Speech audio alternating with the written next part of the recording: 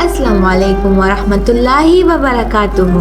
خوبصورت بات، موسیقی ترک کر دو، فقط اس وجہ سے نہیں کہ موسیقی حرام ہے، بلکہ اس لیے کہ جس ذات نے تمہیں سمع و بصارت عطا فرمائی ہے وہ ذات اسے پسند نہیں کرتی۔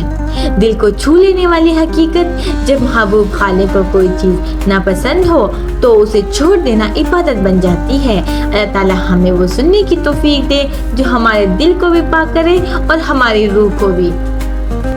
حضرت ابو ہریرہ رضی اللہ عنہ سے روایت ہے کہ ایک اعرابی رسول صلی اللہ علیہ وآلہ وسلم کے پاس آیا اور کہا، اے اللہ کے رسول، مجھے ایسا عمل بتائیے کہ جب میں اس پر عمل کروں تو جنت میں داخل ہو جاؤں۔ آپ صلی اللہ علیہ وسلم نے فرمایا، تم اللہ کی بندگی کرو، اس کے ساتھ کسی کو شریک نہ ٹھہراؤ، نماز قائم کرو اور جو تم پر لکھ دی گئی ہے فرض زکوٰۃ ادا کرو اور رمضان کے روزے رکھو۔